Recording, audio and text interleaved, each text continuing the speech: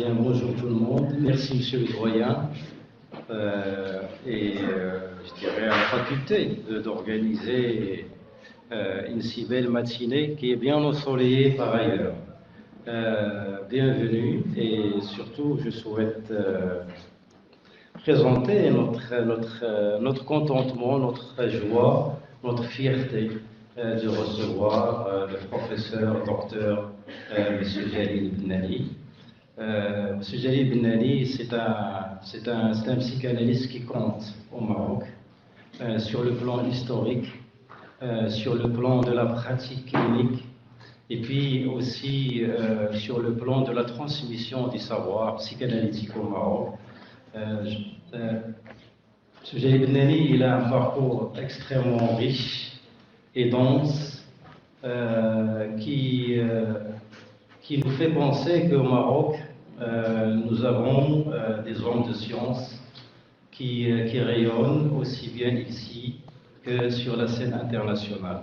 Alors, je vais présenter M. Jalil Benali, qui est, je dirais, il a plusieurs parcours, ou je dirais, plusieurs centres d'intérêt. Il est d'abord psychiatre, psychanalyste, et ce n'est pas rien, puisqu'on sait que la naissance de la psychanalyse a été faite par un neurologue. C'était un moment fondateur entre médecine, psychanalyse. Comment joindre les deux bouts? Est-ce que la psychiatrie et la psychanalyse ne font qu'un? Y a-t-il une différence? Ça va être, j'imagine, l'objet aussi de la conférence d'aujourd'hui, sachant qu'il y a des psychiatres et qui sont aussi psychanalystes. Comment sont-ils avec leurs patients? À quel moment on peut être psychiatre et à quel moment on peut être psychanalyste? C'est une affaire complexe, très très subtile, que seul le psychiatre psychanalyste saura comment engager un travail thérapeutique avec son patient en fonction de sa problématique psychique, de sa souffrance et de ses symptômes. M. Jalil Benali, je dirais d'abord, il a un volet d'enseignement, il a enseigné dans différentes universités, ici et ailleurs. Là, je cite quelques universités qui sont illustres. On a l'université d'été de Sigmund Freud, on a également l'université de Nice, de Rabat. Il est habilité à diriger des recherches, ce qui fait de lui que c'est un enseignant universitaire et chercheur. C'était le rêve aussi de Sigmund Freud. Freud avait toujours rêvé d'être un conférencier et il avait réussi. Il était nommé Dozent, docteur Dozent. Dozent, c'était à l'époque conférencier. C'est l'équivalent de chargé de cours ou bien, je dirais, vacataire au Maroc, chargé de cours en France. Donc c'est une fierté pour lui. Et je vois que la filiation, vous êtes fidèle à cette belle filiation. Vous êtes, je dirais, aussi et surtout un grand écrivain et essayiste, plus d'une dizaine d'ouvrages, ce qui n'est pas rien. Il y avait un ouvrage que nous enseignons ici à l'université, et ça je vous l'avais dit, c'est Jalil, c'est La psychanalyse au pays des saints. C'est un ouvrage de référence universitaire. C'est un ouvrage qui a nécessité un travail colossal de recherche documentaire et qui trace la pratique de la psychiatrie et de la psychanalyse et la place de la folie que nous nommons aujourd'hui psychose au Maroc. J'invite tout étudiant, tout chercheur à lire cet ouvrage-là. Il est magnifique en tous les cas.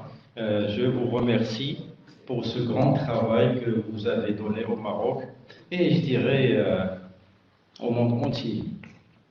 Il y a aussi, je cite, la psychanalyse, vous avez commencé par le corps suspect, très intéressant, le corps suspect. Ça nous renvoie au conflit platonien, le corps et l'âme, dans leur conflictualité selon la légende de Platon, j'en avais parlé. La psychanalyse au pays des saints, parcours d'enfant. Là, on voit la diversité de l'écrivain, du penseur, du psychanalyste, du psychiatre. Là, on va vers un âge un peu plus avancé, le temps des adolescents, avec Alain Braconnier. Psychanalyse en terre d'islam, c'est de cet ouvrage dont je parlais. Traces et paroles, avec Mohamed Qassemi. Un psy dans la cité, c'est un ouvrage qui a été très connu au Maroc, un psy de la cité. Le titre, d'ailleurs, est magnifique. La place des psys aujourd'hui, et c'est une question que l'on se pose toujours, et c'est une place qui prend de l'importance avec la crise sanitaire que nous vivons et qui est associée aussi à des implications psychiques collectives et individuelles. Forcément, la psychologie reprend une certaine place parce qu'elle nous aide à penser, à réfléchir et à prendre une certaine distanciation avec la concrétude de la réalité quotidienne. Alors après, on a comment les jeunes changent nos vies.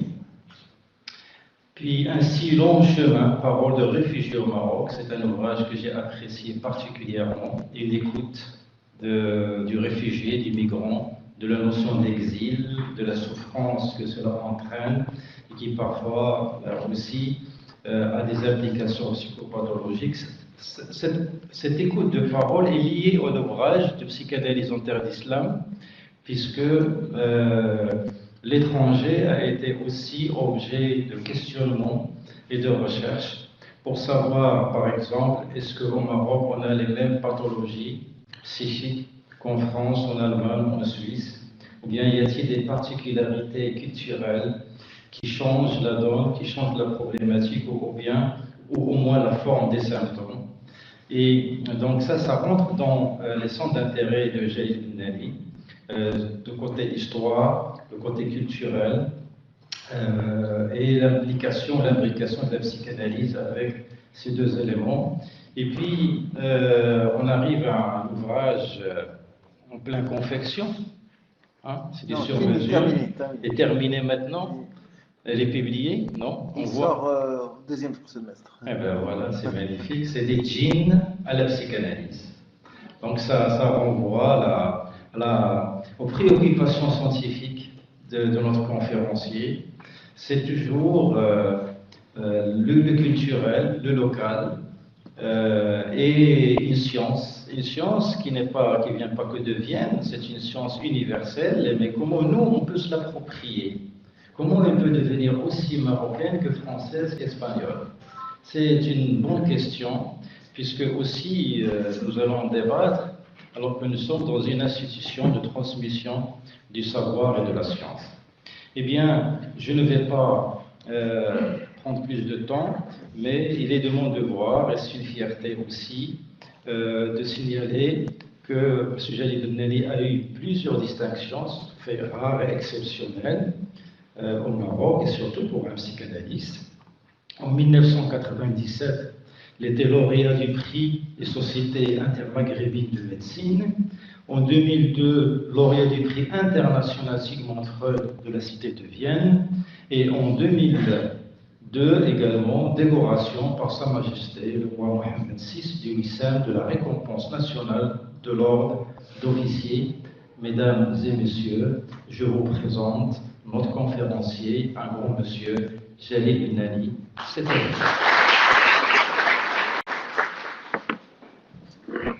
Merci beaucoup, je suis très touché, ému par cette généreuse présentation. Et surtout, je suis heureux d'être aujourd'hui dans ces lieux du savoir. Quand M. le doyen m'a invité, j'ai tout de suite dit oui, je n'ai pas réfléchi. Restait juste à fixer la date et le thème, mais j'ai tout de suite dit oui.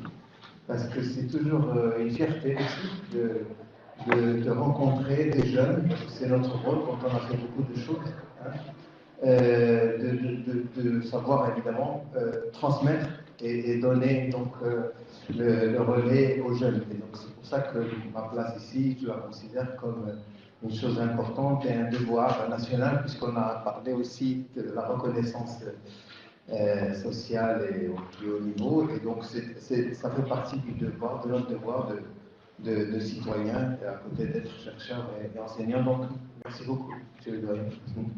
Merci beaucoup aussi à Sylvie Gnaoui. Nous nous connaissons de longue date, nous ne nous sommes rencontrés que récemment, mais donc on a l'impression de toute façon qu'on s'est connus on ne sait pas quand. Et j'ai eu l'occasion de l'apprécier donc dans sa conférence donnée à la Villa des Arts. J'ai vu le pédagogue et l'homme justement aussi de culture qu'il est et les qualités justement de pédagogue qu'il a. Et je suis très content que voilà que vous soyez aujourd'hui le modérateur et je pense que nous pourrons après cette conférence avoir un bon débat auquel vous serez invité à poser toutes les questions. Alors là, je suis là pour ça. Et j'ai dit à M. Doyen que c'était bien effectivement qu'on ne dépasse pas qu'on soit autour de 45 minutes et qu'on laisse toute la place aussi, beaucoup de place à la discussion. Alors, étant donné que vous avez eu un bon enseignement, je n'en doute pas, que vous avez les basiques, donc ce n'est pas, et que nous sommes dans une conférence, ce n'est pas un cours que je vais donner, loin de là.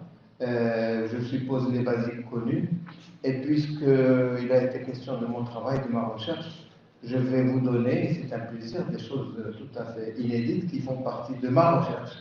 Voilà. Et en partant justement de cet ouvrage, des djinns à la psychanalyse, qui sont une nouvelle approche des pratiques traditionnelles et contemporaines. Parce que nous avons le devoir, justement, de voir comment nous inscrivons dans cet universel dont tu as parlé et comment nous partons de nos particularités.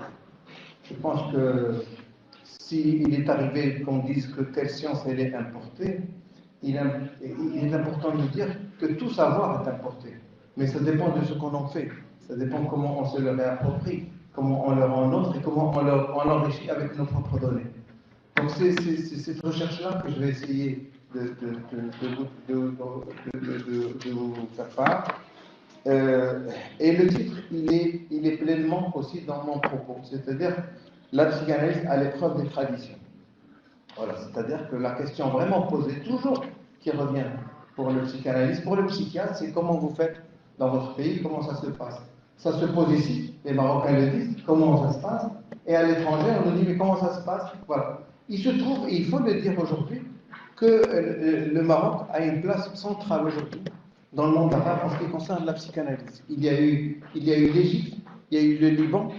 On sait que l'Égypte avant Nasser, il y avait un rayonnement culturel, artistique, philosophique, et qu'après des choses se sont taries. Aujourd'hui, bon, ça reste dans l'histoire, mais ça n'a pas, disons, le rayonnement que ça a ici. Le Liban aussi est une place très importante, mais on sait comment le Liban est traversé par les conflits et les guerres, et donc il ne peut pas y avoir de régularité. Il y a toujours des ruptures et des arrêts. Au Maroc, ça a été une progression depuis le protectorat jusqu'à qu'il y ait eu la première association psychanalytique au début du siècle, donc dans les années 2000, et avec évidemment tout ce qu'il y a dans les enseignements, etc. Donc on peut dire quand même qu'au Maroc, la psychanalyse non seulement a un droit de citer, mais qu'elle est un point justement d'où peut rayonner à partir d'une autre partie du monde le savoir et la clinique psychanalytique. C'est-à-dire que la psychanalyse, de toute façon, même si elle est née à Vienne, elle ne peut avoir une existence et une transmission que si elle est reprise dans d'autres contextes et dans d'autres cultures. Voilà, c'est l'avant-propos. Donc je vais essayer de vous faire cheminer à partir des traditions jusqu'à la psychanalyse. Alors, parce que les traditions, c'est quoi ? Les traditions, ce sont, si vous voulez, des choses populaires au sens, pas simplement du peuple, au sens où elles concernent toutes les catégories de population. Et si on prend la question, puisqu'on est dans la question de la santé mentale, si on prend par exemple la notion de la folie, quand on dit le foul hmaq, il y a différentes appellations, comme boule, comme shir, comme skoul, et tout ça, ça renvoie à des significations différentes. Et quand on dit en psychiatrie la folie pour le psychiatre, c'est désigné par le mot psychose, comme l'a dit Sylvie Gnaoui, Et les différentes catégories sont les névroses, les psychoses, etc. Mais ce sont, à côté de nos jouets, etc., et la névrose, la psychose, les états limites, ce sont deux registres différents. Ce sont deux systèmes. Ce sont deux systèmes sur lesquels nous sommes interpellés en tant que praticiens. C'est-à-dire que le praticien que je suis, puisque l'écrivain, le chercheur, c'est d'abord un praticien, et donc je me nourris de ma pratique, c'est pas juste des constructions. Et donc nous sommes confrontés à ça. Et donc c'est toute la question qui est posée aujourd'hui aux praticiens, psychiatres, psychologues, voilà, tous ceux qui sont dans le champ de la santé mentale. Donc, ce que je vais essayer de vous faire cheminer de la tradition à la psychiatrie, parce que c'est la psychiatrie qui s'est implantée d'abord, et ensuite à la psychanalyse. La psychiatrie, c'est quoi? La psychiatrie, c'est un système de classification des maladies, comme je vous ai dit, des névroses, des psychoses.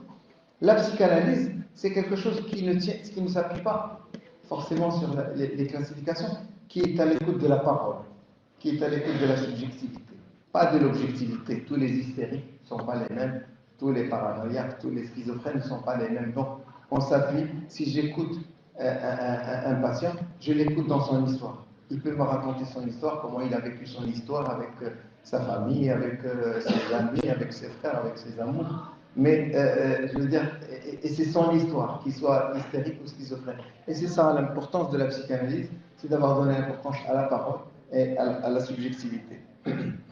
Voilà. Alors, la différence, pour revenir aux deux systèmes, la différence entre le système traditionnel et le système, disons, moderne, entre guillemets, ou occidental, ou je dirais d'autres choses aussi, après, ce n'est pas que occidental ou moderne, c'est, disons, scientifique.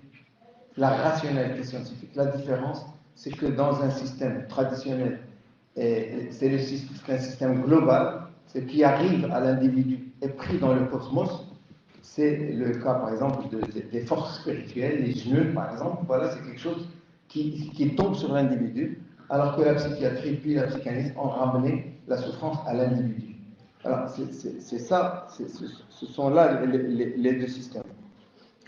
Donc, le parcours auquel je vous invite dans ce moment, disons, c'est de voir comment on part des traditions et comment se greffe une discipline qui s'évolue scientifique et comment la psychanalyse est venue apporter encore un autre éclairage. Voilà. Et historiquement, c'est ce qui s'est passé. Mais quand je dis historiquement, c'est au fond un peu dans une philosophie nietzschéenne qui a été reprise par Agamben, le philosophe italien, qui a écrit Qu'est-ce que le contemporain? Le contemporain, si vous voulez, c'est quelque chose qu'il faut voir comme le présent étant une résultante du passé et donc un point pour le futur. Donc, si je vous parle du contemporain, c'est par exemple si je vous parle des traditions, ce sont des choses qui ont toujours existé, mais qui subsistent aujourd'hui. Donc, il n'y a pas un présent séparé du passé. Donc, aujourd'hui, on est dans un contemporain où subsistent les traditions, la psychiatrie et la psychanalyse. C'est comme ça que je demande de l'entendre. Et les traditions, comme je vous ai dit, c'est quelque chose qui est très large. Je veux dire, elles sont la propriété, disons, d'un pays au sens des signes qu'on l'on définit des écrivains, comme Abdelkrim Khatifi, qu'il faut absolument lire, qui est une grande figure, qui était l'un des écrivains les plus proches de la psychanalyse, qui a même écrit sur la psychanalyse. Les traditions, ce sont les signes, les traces, les coutumes, les territoires, les langues. Voilà. Et donc, et puis ça s'étend pas simplement à ce que je dis, ça s'étend évidemment aux rites, aux rituels, aux musiques, aux trans, tout ça, ce sont les traditions. Mais il faut savoir aussi que les traditions ne sont jamais pures. Il faut sortir de cette vision de la tradition idéalisée. Les traditions sont toujours traversées par d'autres influences, héritées d'autres cultures. Il n'y a pas de tradition pure. Et c'est dans ça qu'on est aujourd'hui. Et c'est ça qui caractérise aussi notre Maroc. C'est le fait, c'est cette confluence, c'est cette articulation entre différentes cultures et qui fait qu'il n'y a pas d'opposition entre tradition et modernité. Moi, je ne les oppose pas. Je veux dire, la tradition, c'est quoi? La modernité, c'est quoi? La tradition, je vous l'ai dit, mais la modernité, c'est quoi? C'est une réinvention des traditions. C'est-à-dire que vous prenez des choses de l'architecture, il y a des choses architecturales qui sont des traditionnelles et qui deviennent des formes très modernes. Il y a des traditions aussi musicales. Vous voyez, donc c'est cet esprit aussi qu'il convient de voir les choses et de les situer. Alors, puisque je vais continuer à parler de la question du djinn, puisque c'est le dernier et qui va paraître, on va prendre le djinn parce que c'est ce qui parle peut-être le plus à tout le monde et qui est vraiment l'emblème aussi de la souffrance. Le djinn, avant, disons, on a souvent attribué des maladies dans la tradition au djinn, mais de plus en plus, son rôle s'est focalisé dans le déclenchement des troubles psychiques.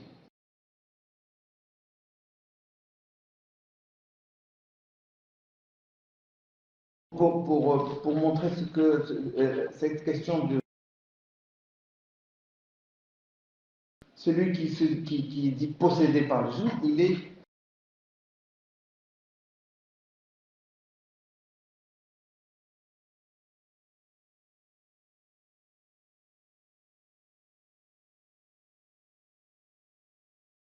obscur, etc. Voilà. Donc il y a une dépossession, vous voyez.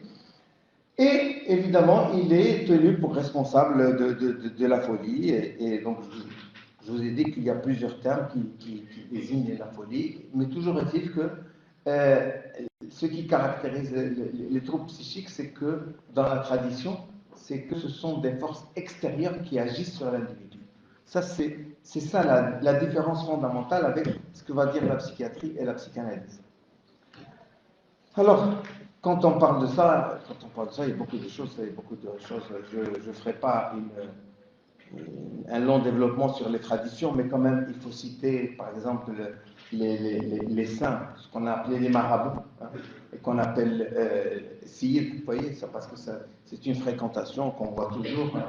C'est pour ça que d'ailleurs m'est venu le titre La psychanalyse au pays des saints, parce que quand les premiers psychiatres français, en 1912, sont arrivés au Maroc, ils croyaient trouver un pays aux riches traditions arabes qu'ils avaient connues, dont ils avaient entendu parler, de la médecine arabe, etc., puisque des médecins arabes du 12e et 13e avaient pratiqué dans des malistans qui existent au Maroc, bien sûr, à Fès, à Marrakech, etc. Mais ils n'ont pas trouvé cette médecine arabe, ils ont trouvé des lointaines survivances, mais ils ont trouvé beaucoup de saints, de celles-ci. Vous voyez, et donc c'est pour ça que je l'ai appelé la psychanalyse au pays des saints. Voilà, c'est comme ça que m'était venu le titre. Donc alors, donc je dis plutôt l'ouilaya, l'ouali, vous voyez, le saint, plutôt que marabout, parce que le mot marabout a été abandonné par les études anthropologiques. Donc j'adopte l'appellation de saint. L'intérêt du saint, c'est qu'il y a une articulation entre le sacré et le thérapeutique.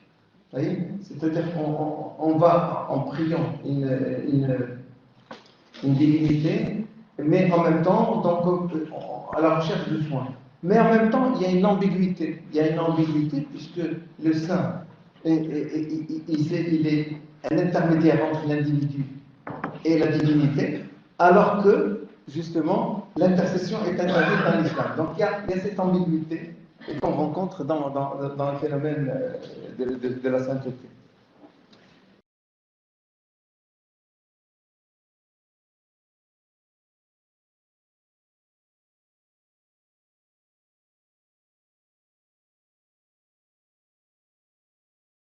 Au Maroc, évidemment, vous avez entendu parler d'Aïssa d'Ahmed Shah,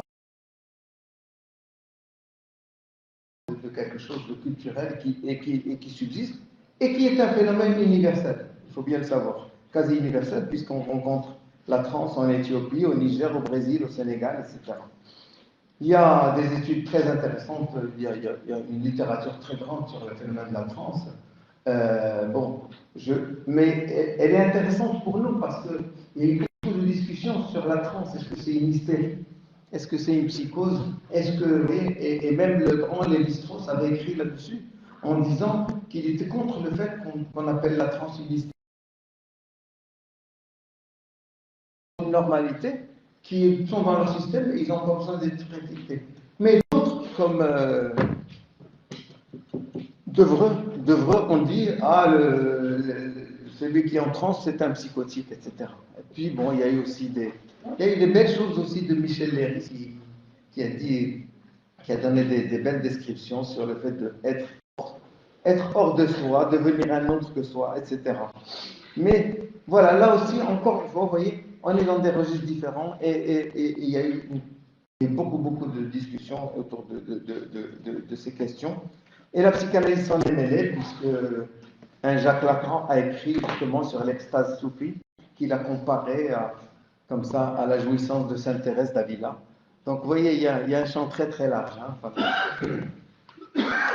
Bon, évidemment, je ne peux pas conclure ça ce chapitre sans parler de la question de la magie. La question de la magie qui se mêle beaucoup à la religion, vous le savez chez nous. Hein. C'est pour ça que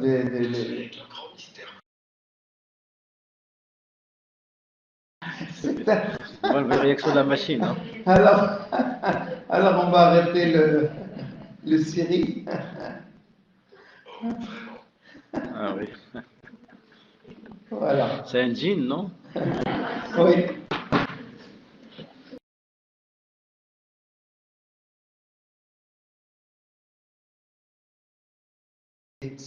Qui a fait une comparaison, c'est Kader Attia,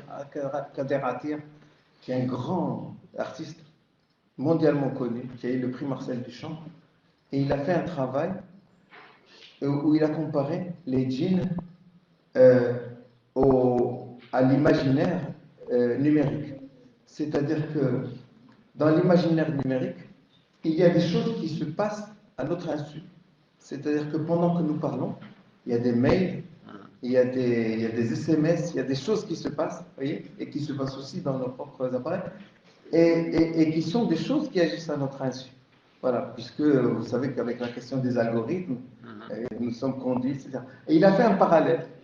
Et il y a des personnes qui ont déliré là-dessus, qui ont dit que de toute façon, la tradition, elle a précédé Internet et Wikipédia, etc., puisque des forces ancestrales agissent et sont... Voilà. Donc il y a des parallèles à faire, avec la différence que ce n'est pas du tout les mêmes systèmes encore. C'est absolument pas la même chose. Bon.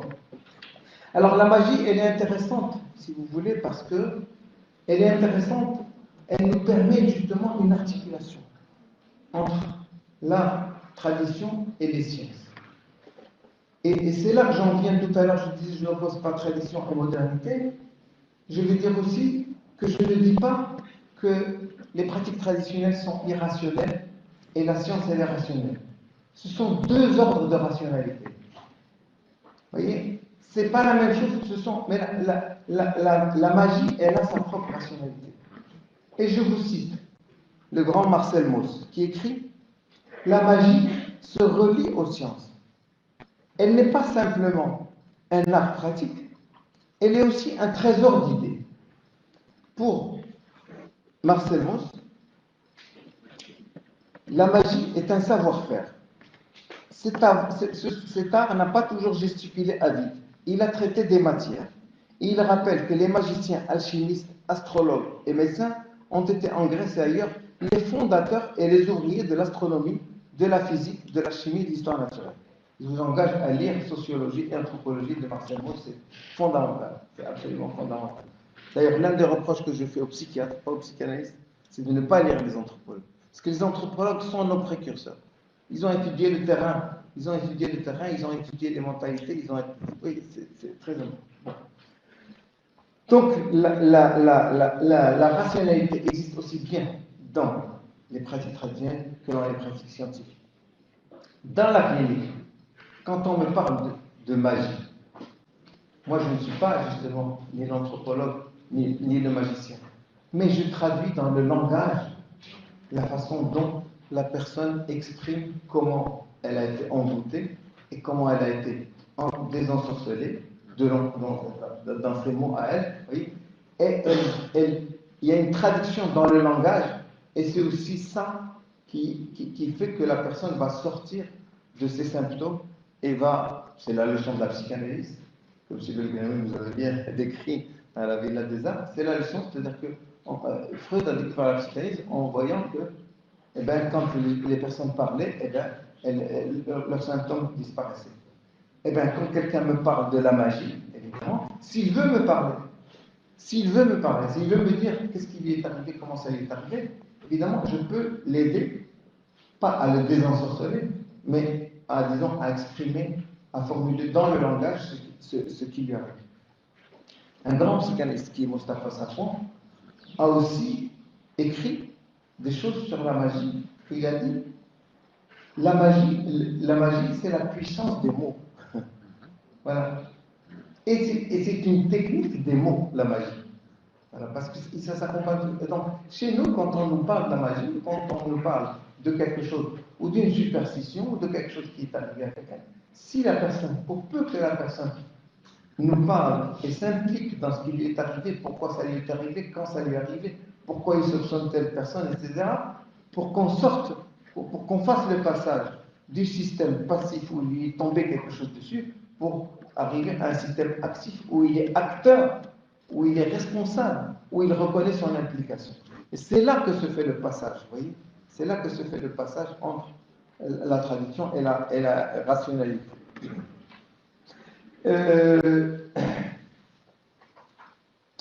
Voilà, donc on va résumer les choses en disant que ce qui nous importe, c'est la question du passage au langage, la question de l'efficacité symbolique. Quand les choses sont traduites en termes de langage, on sort des représentations où l'individu est extérieur à ce qui lui arrive, mais où il est pris dans le langage et où il devient un acteur de ce qui lui arrive. Je ferai aussi un aperçu, après les traditions, sur la question de la médecine arabe, parce que vous allez voir pourquoi c'est important.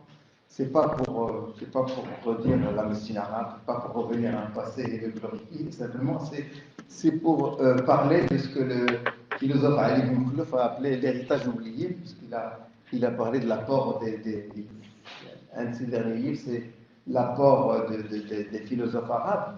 Et quand on dit philosophes arabes, c'est les médecins en général. Vous voyez, Al-Razi, Avicenne, Ibn Sina, Averroès, Ibn Rushd. Vous voyez, c'était des médecins, c'était des savants, c'était des philosophes. Donc c'était important, puisque lui a parlé de l'héritage oublié. Alors nous, comme psychanalystes, on va dire l'héritage refoulé, n'est-ce pas? Donc cet héritage, pourquoi il est important? Parce que si on parle aujourd'hui du rapport de la psychanalyse à la science, il faut parler de la rationalité. Il faut parler du passage, justement, à l'attitude scientifique. Les médecins arabes ont apporté les premières observations. Ils ont apporté les premières classifications. Ils étaient au lit du malade et le rapport est premier. Bien sûr, ils ont hérité des Grecs, etc. Quand on voit, par exemple, le problème de Avicenne, c'est quelque chose de monumental et d'extraordinaire. Et ce qui est très intéressant, c'est qu'Avicenne, c'était peut-être le premier qui a montré qu'il y avait qu'il n'y a pas de séparation entre l'âme et le corps. Et donc, c'est ce qu'on appelle aujourd'hui la psychosomatique. Et il s'était distingué des autres de l'époque parce qu'il a montré qu'il y avait une influence directe, pas d'intermédiaire. Alors qu'à l'époque, les médecins savants étaient très forts en astronomie et ils parlaient de l'influence des astres, etc., sur le corps. Et lui, non, il dit il y a une influence directe de l'âme sur le corps. Donc, en ce sens, ça a été le premier. Alors, pourquoi je parle aujourd'hui bon, alors, j'ai dit tout à l'heure, j'ai parlé des Maïstans. Pourquoi j'ai parlé des médecins avant? C'est parce que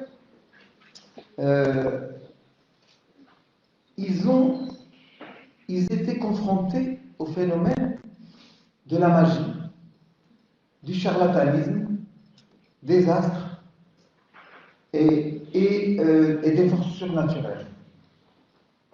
Et ils ont travaillé sur ça en se dégageant de ça et en apportant des réflexions rationnelles, scientifiques au phénomène psychique, au phénomène des maladies. Comment? Eh bien, ils ont dit qu'il y avait une influence des astres sur les corps et sur les psychismes, et que c'est ça qui déclenchait des maladies. Bien sûr, ils avaient beaucoup d'autres beaucoup de théories sur la question des humeurs, sur la question de l'alimentation, etc. Et la santé, c'est un tout global pour eux. Mais ce qui est très important, c'est que, au fond, ils se sont démarqués de ces pratiques magico-religieuses, traditionnelles, etc. Vous voyez, ils se sont démarqués pour apporter une attitude scientifique. Pourquoi j'en parle? J'en parle parce que la psychiatrie occidentale des XVIIIe siècle, qu'est-ce qu'elle a apporté? Eh bien, des grands psychiatres comme Pinel, par exemple, vous voyez, comme Kraepelin, etc., toute la psychiatrie européenne, des grands psychiatres, ils ont sorti la folie des sorcières, etc., pour dire, c'est pas des ensorcellements, c'est des maladies. Donc, ils ont nommé les maladies. Et nommer une maladie, classer, ça c'est une attitude scientifique. Alors, si j'ai parlé des médecins arabes, c'est parce qu'au fond, il y a une parenté. Même s'il y a un siècles de séparation, il y a une parenté entre cette médecine arabe et cette psychiatrie occidentale. Mais évidemment, on ne le dit jamais. C'est ça qui est refoulé. On ne le dit jamais, mais il y a une parenté. Moi, ça m'a frappé. Parce que quand je lis les médecins arabes, comment ils ont classé, comment ils ont rationalisé, comment ils se sont démarqués, évidemment, de tout ce qui était... Il faut lire aussi Gaston Bachelard. Parce que Gaston Bachelard, justement, les ruptures épistémologiques, Gaston Bachelard, il a dit que l'esprit scientifique, c'est tout ce qui va contre la nature. Hein, Alors, ça me permet donc d'introduire autre chose, je parle de la science de la rationalité, la question épistémologique. C'est-à-dire que la médecine arabe a été la première rupture épistémologique. Les choses, les maladies ont été nommées autrement, si vous voulez, et ont pris une voie qui était une voie scientifique. Donc c'est la première rupture épistémologique. Les psychiatres occidentaux ont amené la deuxième rupture épistémologique, puisqu'ils ont nommé les maladies, ils les ont classifiées. C'est ce qu'on appelle en psychiatrie la nosographie. Oui, la nosographie, les classifications, c'est la nosographie. Oui. Donc, tout ça fait que, disons, l'approche rationnelle, on peut dire, l'approche rationnelle, c'est ce qui fonde la maladie comme science. C'est très très important, avec des définitions, avec des classifications. Ça, c'est l'apport de la psychiatrie. Bon, alors donc, j'établis, voilà, je suis passé des traditions à la médecine arabe, à la psychiatrie, pour voir comment les choses évoluaient dans le sens de la méthodologie, de l'observation, des classifications. Alors la psychiatrie classique européenne a eu des grands débats, beaucoup de débats, beaucoup d'apports, évidemment, anglaises, françaises, allemandes, avec des grands noms comme Kraepelin, Bleuler, sérieux. Bon, j'ai été présenté comme psychiatre et donc je vous montre comment aussi les choses, à mon niveau, et c'est des choses dont on pourra discuter, comment à mon niveau les choses s'enchaînent. Historiquement, elles s'enchaînent et aujourd'hui, elles sont liées, elles sont toujours présentes. Elles sont toujours présentes et j'ai des critiques très vives vis-à-vis de la psychiatrie actuelle, puisque la psychiatrie actuelle s'est éloignée d'une psychiatrie qui était, comme on dit, psychodynamique. Avant, cette psychiatrie, elle cherchait le sens des symptômes. Pourquoi quelqu'un, qu'est-ce qu'il a comme base psychologique qui fait qu'il est névrosé ou qu'il devient psychotique? Qu'est-ce qui fait qu'il délire? Et ça, c'est le grand apport d'une psychiatrie psychodynamique, humaniste, parce il y a eu de grands psychiatres qui se sont intéressés au fou et aux productions. Vous voyez, c'est pour ça aussi que je me sens très proche des artistes, pas simplement parce qu'ils sont, parce que les artistes, ils nous précèdent dans un certain nombre de choses, ils voient des choses comme des écrivains, ils voient des choses que nous, on va théoriser après. Il faut absolument les connaître et voilà. Donc, ça c'était la psychiatrie classique dans laquelle moi j'ai grandi, que j'ai apprise. Mais aujourd'hui, on s'éloigne de ça.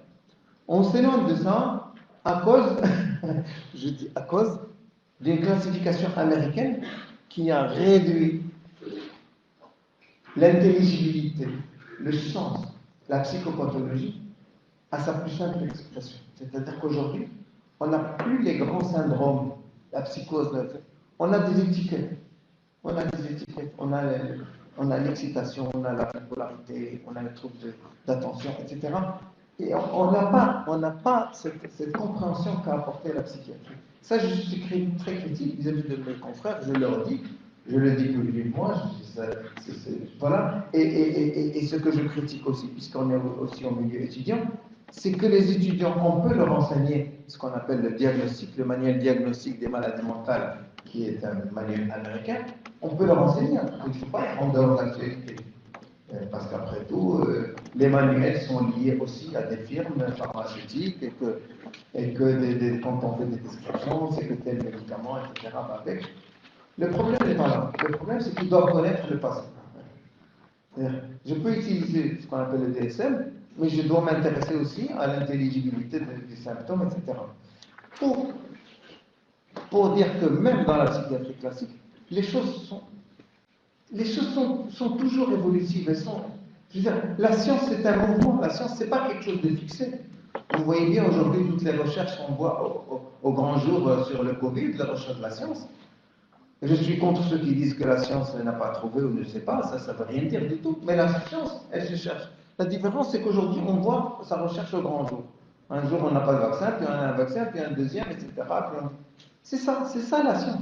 C'est comme ça qu'elle avance, elle a toujours avancé. Sauf que des fois, on a découvert un antibiotique et que le public n'en savait rien. Il ne savait pas qu'on l'a découvert par hasard, etc. Voilà. Donc, Donc, si on veut relativiser la question de la science, par exemple, je vous dis quelque chose, par exemple, avant, Kraepelin, un grand psychiatre, avait nommé une maladie qu'il appelait la monomanie. C'était quelque chose qui s'était intéressé aux criminels, etc. Pourquoi elle a eu beaucoup de succès à un moment donné, la monomanie? Ben parce que, comme elle s'adressait beaucoup, elle édictait beaucoup les criminels ou des malades médicaux qu'on appelle médico-légaux. Et les psychiatres, à ce moment-là, il n'existait pas la fonction de médecine, de médecin expert, de psychiatre expert. Alors, avec ça, ils ont beaucoup travaillé avec la monomanie pour être reconnus comme médecin psychiatre. Et quand ils ont été reconnus comme médecin psychiatre, la monomanie a disparu. On n'en a plus parlé. Vous avez d'autres exemples. Aujourd'hui, vous avez tous entendu parler de la bipolarité. La bipolarité, ce n'est pas une invention. Avant, c'était la psychose maniaco-dépressive, c'était les troubles de l'humeur. On lui a donné un nouveau nom, et ça lui donne une nouvelle vie, ça donne aussi la vie aussi à des nouveaux médicaments, etc. Les troubles de l'attention, l'excitation, c'est toujours quelque chose qui a toujours existé, sauf qu'on ne dit pas que quand on a donné de la Ritaline à des enfants, c'est parce qu'il y avait des classes agitées aux États-Unis et qu'on a trouvé un produit qui les calmait, etc. Et ça fait que la Ritaline, elle est 15 fois plus utilisée aux États-Unis qu'en France, et qu'au Maroc, elle n'est pas, tant mieux. Moi, tant mieux. Et il y en a qui se plaignent par la communauté. Moi, je m'intéresse à pourquoi un enfant est excité, pas simplement à le calmer. Donc, vous voyez, les diagnostics sont quelque chose de tout à fait relatif. Mustapha Safran, il a décrit une catégorie qu'il a remis à l'ordre du jour. Ce sont les états limites. Les états limites, ce sont des états où on ne sait pas s'ils pourraient être dans la neurose ou dans la psychose. Mais toujours est-il que ce sont des états où le refoulement est très faible. C'est-à-dire que quelqu'un peut passer du côté facilement, névrosé, passer du côté. Alors, il a décrit une variété d'états limites dans lesquels les sujets devenaient soit en excès dans le champ religieux, soit en excès dans le champ politique. Et donc, en allant dans le religieux, il trouvait une forme de normalité, c'est ce qu'il appelait les normopathes, et pareil pour ceux qui se versent dans la politique, et surtout en ayant pas simplement dans des simples attitudes politiques, mais en ayant des leaders, même des dictateurs. Et donc, ils sont stabilisés tant qu'ils ont ce leader, évidemment, auquel ils s'identifient. Et s'il n'y a plus ça, ils peuvent décompenser. Voilà, donc, et ça, ce sont des états limites. Et vous voyez que l'intelligibilité des symptômes et des descriptions, non seulement elle est fluctuante, mais elle est toute relative selon les contextes, vous voyez. Bon, mais, encore une fois, le mérite d'avoir de la psychiatrie et de la médecine, c'est de nommer les choses, si vous voulez, de chercher des explications et de sortir des choses empiriques. Ce qui est important, pour réarticuler avec ce que je disais, c'est que la psychiatrie, il faut le savoir, elle est toujours seconde. Ça veut dire quoi seconde? C'est-à-dire que les représentations populaires, dont je vous ai parlé au début, elles sont toujours premières. Elles sont toujours premières. Celui qui est Ahmed Tonchir, etc., s'inquiète d'abord ça. La psychiatrie est venue se greffer là-dessus. La psychiatrie est toujours seconde par rapport à une culture déjà existante. Enfin, il faut le savoir. Mais ce second, il faut savoir l'accepter. Mais il faut l'accepter en le déconstruisant. Pour reprendre la terminologie derridienne, il faut déconstruire et travailler avec. Et se le réapproprier. À partir du moment où je reprends quelque chose, je le reprends à mon compte, pas simplement comme le fait de livre, etc. Voilà. Alors, voilà, je vais venir à la psychanalyse maintenant. Plus directement, mais tout au long, je vais parler de la psychanalyse. Donc la psychanalyse, vous l'aurez compris, c'est l'héritière de la psychanalyse. C'est l'héritière. C'est-à-dire que c'est sur un fond de savoir et de clinique psychiatrique qu'est arrivée la psychanalyse. Si quelqu'un l'a dit, Freud était neurologue, il s'était même intéressé aux anguilles, au fonctionnement comme ça, il s'est même intéressé à la cocaïne, etc., au sens de qu'est-ce que ça fait sur le cerveau. Il était neurologue, mais à l'époque, les connaissances scientifiques étaient très, très faibles. Et comme c'était un grand homme, furieux, j'allais dire, furieux, mais furieux aussi de recherche, il fallait qu'il réussisse et il a cherché autre chose. Et il est passé, il a eu les leçons du grand neurologue Charcot, et d'abord il le décrit comme son plus grand maître, puis il s'est distingué de lui en montrant que les hystériques, ils n'avaient pas des dysfonctionnements, mais que c'était entièrement psychique. Vous voyez? Donc tout ça dans l'histoire, c'est ça. En France, ça a été ça. Au Maroc, c'est ça. Je veux dire que les premiers psychiatres arrivés en période de protectorat, certains étaient analysés, d'autres ont commencé à faire une analyse. Et donc, c'est sur un fond de savoir psychiatrique, c'est-à-dire qu'il y a la psychiatrie, mais pour le psychanalyste, comme je vous l'ai dit, comment s'intéresser à la parole, les classifications sont secondaires. Moi, j'écoute quelqu'un dans son histoire.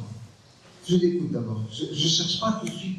Parce que si on se réfère à une classification américaine, on a une grille, on va dire, est-ce qu'il a ça? Vous ne mangez pas depuis combien de mois? Ah oui. Vous êtes déprimé depuis le deuil, quand est-ce qu'il y a eu le deuil, etc. Et en fonction du nombre ou de la durée, on classe. Non. Moi, j'écoute. Vous savez, par exemple, des enfants qui échouent, et on dit, voilà, il a échoué parce qu'il n'était pas avec ses parents. Ben non. C'est-à-dire que ce n'est pas l'abandon parental qui fait que ça donne telle pathologie. Non. C'est-à-dire qu'ils peuvent avoir tous les deux abandonnés par leurs parents, mais abandonnés d'une façon différente, avec des fonctionnements différents, etc. Donc pour moi, le diagnostic va venir après. Il y a l'histoire d'abord, et voilà, c'est ça la vie. Mais ça ne veut pas dire que je ne m'intéresse pas à la classification. La classification peut m'intéresser pour voir un peu comment, mais elle vient après. Elle vient après avoir écouté l'histoire. Ouais. Alors, évidemment, comme nous recevons des gens qui ont déjà vu, et ça, nous sommes habitués à avoir des gens qui ont vu Frey, qui ont vu Sire, qui ont vu des magiciens, qui ont eu des procédés des ensorcellements, etc. Qu'est-ce qui se passe? Il se passe qu'ils viennent me voir parce que ça n'a pas marché ou ça ne marche plus. C'est-à-dire que le guérisseur, le Frey, etc., il peut, évidemment, il apporte des soulagements.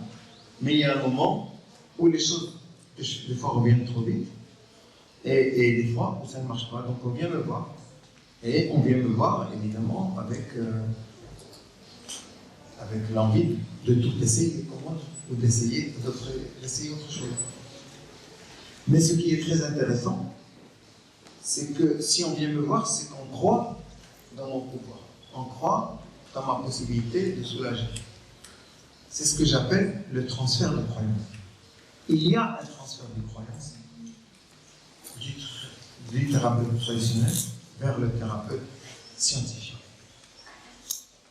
Ce qui est très intéressant, c'est que pour nous, je reviens à la question du langage, ce qui compte, c'est que le langage, il est le même.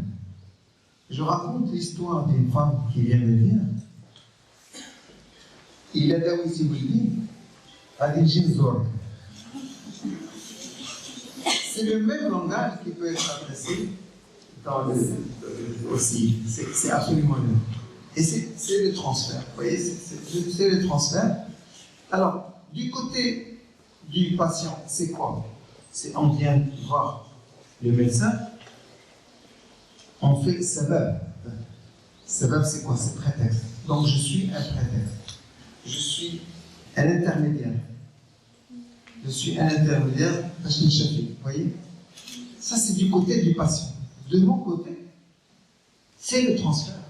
Le transfert, c'est ce qui est projeté sur une personne par rapport à ce qu'on suppose d'elle pouvoir. Le transfert existe partout. Il existe aussi vis-à-vis de l'enseignant. Il existe vis-à-vis aussi des parents. C'est-à-dire qu'on croit. Sauf que le psychanalyste, c'est le seul qui analyse et qui en fait le transfert et qui en fait un instrument du travail. C'est-à-dire que si quelqu'un pense que je vais le guérir, c'est très important. Ça va agir autant parfois que le médicament. C'est une relation qui est agissante. C'est une relation qui permet, c'est un instrument de transfert. À condition, comme dit le grand psychanalyste Jacques Lacan, de ne pas en user, de ne pas en abuser. C'est-à-dire que ce n'est pas parce que quelqu'un m'a considéré comme tout puissant que moi je vais me sentir tout puissant. Je sais qu'il m'attribue ce pouvoir, mais je ne suis qu'un prétexte là aussi. Vous voyez? Donc voilà, c'est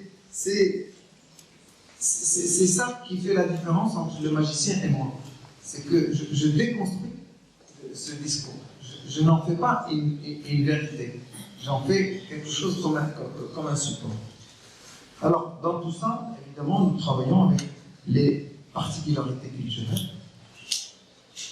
Mais les particularités culturelles, ce sont, comme je l'ai dit dans l'introduction, un moyen d'accès à des choses qui sont universelles. C'est-à-dire que la personne qui va dire qui va parler de ses sentiments filiaux, qui va dire tout jamais, ou qui va dire ça, ou vous voyez, tout ça c'est un langage. Et ça, c'est très intéressant, ça encore, c'est un autre champ, qui est la question du bilinguisme. C'est-à-dire que chaque langue, elle a ses propres métaphores, elle a son propre symbolisme. Et ce bilinguisme, la chance que nous avons d'être bilingue ou trilingue, c'est de pouvoir avoir un champ symbolique qui est encore plus ouvert, et non pas dans le sens de les Marocains sont comme ça, les Chinois sont comme ça, les Asiatiques, ou les Africains, etc. Non. Dans le sens où chaque symbolisme est une partie d'un langage total. C'est ça l'universel. L'universel, c'est cette pluralité des cultures, des langues. C'est quelque chose, justement, qui est sans cesse enrichi. Et ça, c'est très important. Donc, les particularités culturelles, ce ne sont pas comme on fait les culturalistes que je critique beaucoup. Il y a une tendance de l'école psychiatrique dominatant qui a cloisonné. Les Marocains sont comme ça, les Chinois sont comme ça, etc. Non, c'est une particularité. Nous sommes tous sujets à des dépressions ou à des psychoses, ou à la souffrance humaine, elle est une. Mais disons qu'il y a des particularités, mais qui nous éclairent et qui éclairent aussi des choses qui sont universelles. Donc, vous voyez, la question du langage, le langage, c'est la pluralité des langues. C'est ça, le langage, c'est la pluralité. Mais ce qui est intéressant, c'est qu'aucune langue ne dit ce que dit l'autre. Aucune ne part à la place de l'autre. Je cite le grand George Arthur Goldsmith, qui a été le traducteur de Freud, et donc qui a passé sa vie dans la traduction du français, du bilinguisme français-allemand. Voilà, donc la question du bilinguisme est très importante, c'est une grande richesse, et c'est ça qui a permis aussi la transmission de la psychanalyse d'un pays. Alors, vous l'aurez compris, la psychanalyse, c'est la troisième rupture épistémologique, puisqu'elle se démarque des classifications objectives pour aller vers la subjectivité. Médecine arabe, psychiatrie et psychanalyse, trois ruptures épistémologiques.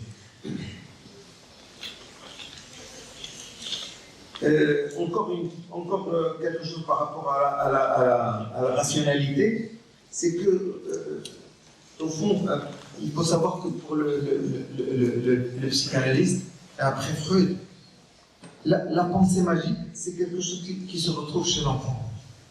L'enfant qui a une toute puissance des idées, des fois il pense à quelque chose et il pense que c'est ça qui va arriver. C'est une pensée magique. Ce qui est intéressant, c'est que les sociologues, les anthropologues ont décrit trois phases dans l'évolution des sociétés. La phase magique, la phase religieuse et la phase scientifique. Mais Freud a dit qu'il y a une présence de la pensée magique dans les trois. Ça c'est très intéressant. Donc pour dire que la pensée magique, elle est quelque chose d'irréductible et qui peut surgir dans la science. D'ailleurs, des fois, on peut prendre la science d'une façon complètement magique. Quand je parlais des transferts de croyances, c'est des choses magiques aussi. Voilà, alors, l'importance de la psychanalyse, c'est que c'est une approche fondée sur le langage, vous voyez. Et il y a beaucoup d'exemples, on peut dire beaucoup d'exemples. Je vous cite aussi l'exemple de ce qui... L'aïn, quelque chose qui est très très courant. L'aïn, quand quelqu'un vous dit l'aïn, vous voyez, de dire l'aïn, c'est un grand symbolisme. L'aïn, c'est des forces maléfiques, c'est des forces, vous voyez, qui agissent à l'insu, etc. Mais quand on demande à quelqu'un pourquoi tu penses que c'est ça, etc., et pourquoi, eh bien, on peut cheminer vers la question de l'hostilité, de la haine, de l'amour, etc. Oui. Donc il y a beaucoup. Notre tradition elle est riche d'exemples et de signifiants. Alors, tout au long, j'ai essayé de vous montrer au fond que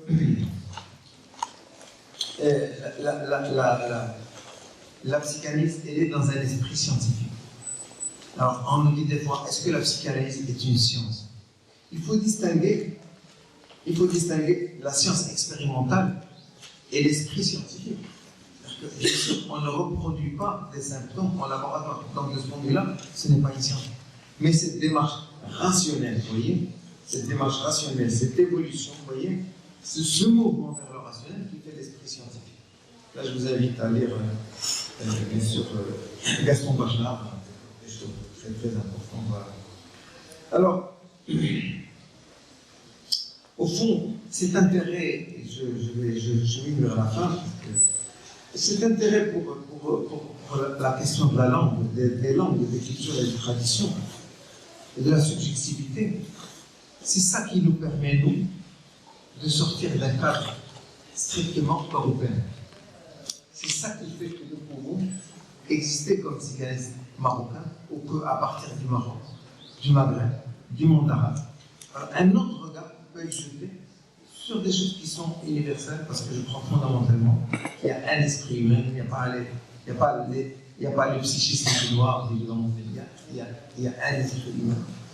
Il y a des auteurs qui ont écrit des choses très intéressantes, je vous le dis juste pour l'information, qui vont dans le sens de ce que, allez, moi j'aime bien dire, je déconstruis à partir de l'héritage colonial, je déconstruis à partir des traditions, et c'est ce que Lacan a appelé réinventer. On réinvente, c'est-à-dire on défait et on refait. Voilà. Alors, c'est ce qu'on pourrait appeler, pour dire un terme qui est maintenant en vogue, c'est ce qu'on pourrait appeler aussi décoloniser la psychanalyse. Alors, je vous cite quelques auteurs. Vous avez le grand Édouard Saïd, le philosophe palestinien, qui a écrit dans Freud et le monde européen que Freud était moins porté sur les cultures extra-européennes que sur les mythes grecs et romains. Et il en veut pour explication le fait que son univers n'avait pas encore été touché par la mondialisation. Nous sommes aujourd'hui des enfants de ce monde, de la mondialisation. L'intensification des échanges grâce aux nouveaux moyens de transport, voilà, et qui vont permettre à l'Europe métropolitaine de découvrir de la monde, etc. Il y a aussi Fethi Ben Slama, le psychanalyste franco-tunisien. Il a apporté quelque chose d'intéressant à partir du cas de Bouazizi. Et à partir du cas de Bouazizi, il a montré que si Freud s'est intéressé au phénomène de foule, parce que le phénomène de la foule chez Freud, il y a le leader et la foule qui suit. Et la foule suit le leader, qu'il soit meneur politique, ou qu'il soit un chanteur, ou qu'il soit un acteur, etc. Ben, avec Bouazizi, il a montré que Bouazizi, ce n'était pas le meneur, l'homme fort, le leader, c'était au contraire l'homme blessé. C'est-à-dire c'est l'anti-héros. C'est l'anti-héros, et que la foule, cette fois, elle s'est identifiée à la souffrance. Et que Freud n'avait pas connu ces choses-là. Vous voyez, c'est très intéressant. Lacan s'est intéressé à des patients, à quelques patients musulmans. Et une fois, il a vu quelqu'un qui avait ce qu'on appelle, les psychiatres appellent la crampe de l'écrivain, des gens qui ont des crampes à la main, etc.